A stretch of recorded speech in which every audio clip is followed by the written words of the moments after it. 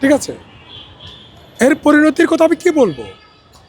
৭১-এ মানুষ ঐক্যবদ্ধ হয়েছিল কেন? মজলুমেরা ঐক্যবদ্ধ হয়েছিল জালিমের বিরুদ্ধে। জামাত ১৫-১৬ বছর মজলুম ছিল, এখন এই অভ্যুত্থানের পরে, ২৪-এর অভ্যুত্থানের পরে জামাত জালিমের ভূমিকায় অবতীর্ণ। জামাত স্বাধীনতাকে অস্বীকার করছে, মুক্তিযুদ্ধকে অস্বীকার করছে, জনগণের ত্যাগকে অস্বীকার করছে, ৭১-এ যেভাবে করেছিল। আপনাকে একটা তথ্য দিই, ৭১-এর মুক্তিযুদ্ধের সময় একটা উপনির্বাচন হয়েছিল। ওই উপনির্বাচনে জামাতের সংসদ সদস্য ছিল অনেক, ৩০ থেকে ৩৫-এর মতো। ঠিক আছে, নভেম্বরের সময় উপনির্বাচন হয়েছিল, ইলেকশন ইয়ার আগে, 16 ডিসেম্বরের আগে।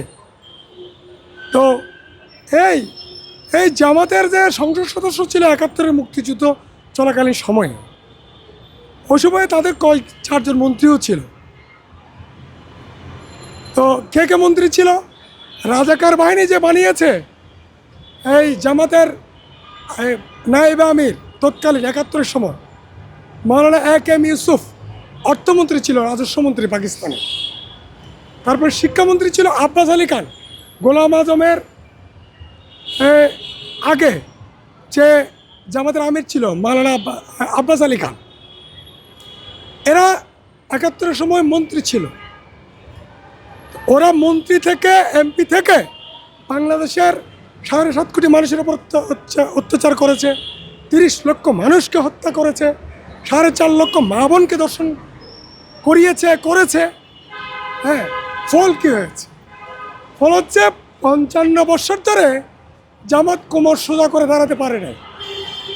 এখন ২৪-এর গণ অভ্যুত্থানের সুযোগে যে একটু কোমর সোজা করে দাঁড়ানোর সুযোগ আসছে অফিসিয়ালি মাপ চাওয়ার মাধ্যমে, যদিও তারা এখন অফিসিয়ালি মাপ চায় না, জনগণের কাছে ক্ষমা চায় নাই ৭১-এর খুন, দর্শন, অগ্নিসংযোগের জন্য, কিন্তু জনগণ একটা সুযোগ দিয়েছে জামাতকে যে ঠিক আছে, তোমরা ৭১-এ যেগুলো করেছো, পাপ করেছো, সেগুলোর ক্ষমা জাতির কাছে অফিসিয়ালি ক্ষমা চেয়ে, অফিসিয়ালি, ওই নেতার বক্তৃতা দিয়ে নয়।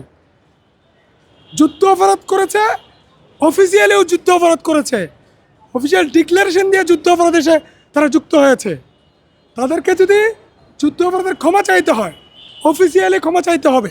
সেটা জামাত কিন্তু ৫৫ বছরে অফিসিয়ালি ক্ষমা চায় নাই, এখনও চায় নাই, এখনও বাটপারি করতেছে। এই জামাতের শফিক, সে বলে কি ৪৭ থেকে ৪২ থেকে এই ২৪ পর্যন্ত, আরে বেটা তোরা কে কইছে ৪৭ আর ২৪-এর কথা?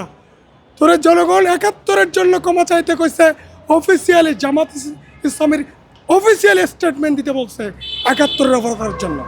দিয়েছ স্টেটমেন্টে? তোমার সাইন আছে? কোনো স্টেটমেন্ট আছে জামাত শিবিরের? নাই। সুতরাং এরা ক্ষমা চায় নাই।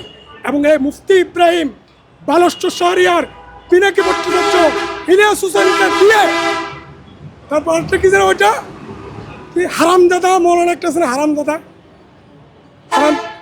আমির হামদানা কি আমির হারামদাদা, ওদেরকে দিয়ে জামাত ৭১-এর প্রতিশোধ নিচ্ছে। ওদেরকে দিয়ে ৭১-এর প্রতিশোধ নিচ্ছে। এটা ভেঙে দিচ্ছে, সেটা ভেঙে দিচ্ছে, ৩২ ভেঙে দিচ্ছে। হ্যাঁ, হ্যাঁ রে বেটা, ৩২ তো গণ অভ্যুত্থানের সময় জনগণ ভেঙে দিয়েছিল, আবার কেন ৩২ ভাঙতে